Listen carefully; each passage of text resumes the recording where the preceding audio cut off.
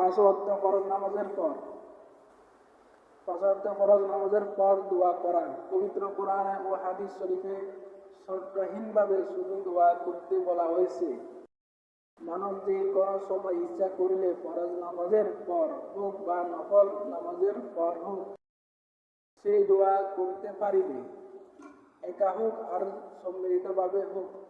এখন আমরা পাঁচ ওয়াক্ত ফরজ নামাজের পর সম্মিলিতভাবে দোয়া করার ব্যাপারে হাদিস শরীফে অনুযায়ী সিদ্ধান্ত গ্রহণ করব। মহান আল্লাহ পাক দোয়া করার বিষয়টি শর্তহীনভাবে বান্দার উপর ছেড়ে দিয়েছেন। পাঁচ ওয়াক্ত ফরজ নামাজের পর দোয়া করার ব্যাপারে হাদিস শরীফে এসেছে, হযরত আবু উমামা রাদিয়াল্লাহু তাআলা হতে বর্ণিত, তিনি বলেন, রাসূল পাক সাল্লাল্লাহু আলাইহি ওয়াসাল্লাম কে জিজ্ঞেস করা হলো, হে আল্লাহর রাসূল সাল্লাল্লাহু আলাইহি ওয়াসাল্লাম, কোন সময়ের দোয়া আল্লাহ পাক কবুল করেন?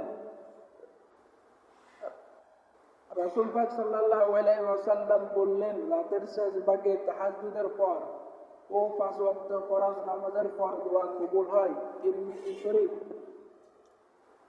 আলোচ্য হাদিস শরীফের দ্বারা প্রতীয়মান হয় যে মহান আল্লাহ পাকের নিকট প্রার্থনা পেশ করার নির্ধারিত সময় না থাকলে ও এমন দুটি সময় রয়েছে যে সময়ে মহান আল্লাহ বান্দার দোয়া কবুল করে থাকেন, তবে আমরা সব সময় মহান আল্লাহ পাকের নিকট দোয়া মুনাজাত করতে পারি। তো অধিকাংশে হাদিস শরীফে দুটি সময় উল্লেখ করার কারণ নিম্নরূপ। 1 নম্বর, ফরজ নামাজ সমূহ স্বয়ং আল্লাহ তাআলা কর্তৃক নির্ধারিত, আর বান্দা যখন ইখলাসের সাথে ফরজ নামাজ আদায় শেষ করে তখন আল্লাহ পাক রহমতের দৃষ্টি দিয়ে তাকিয়ে থাকেন। নামাজি ব্যক্তি তার প্রভুর নিকট কিছু চায় কি না। নামাজি ব্যক্তি যখনই বিনীত স্বরে মহান আল্লাহ পাকের নিকট প্রার্থনা করে তখন আল্লাহ পাক তা কবুল করে নেন।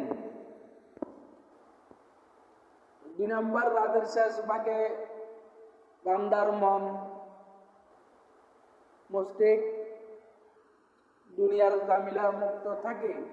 এই সময়ে একনিষ্ঠ ইবাদত করা যায়। আর অন্য এক বর্ণনায় এসেছে, আল্লাহ পাক শেষ রাতে বান্দার প্রার্থনা শোনার জন্য সপ্তম আকাশে অবস্থান করেন। ইবনে মাজাহ, তিরমিজি। সুতরাং এই সময়ে ইবাদত ও দোয়া কবুলের মোক্ষম সময়। তাই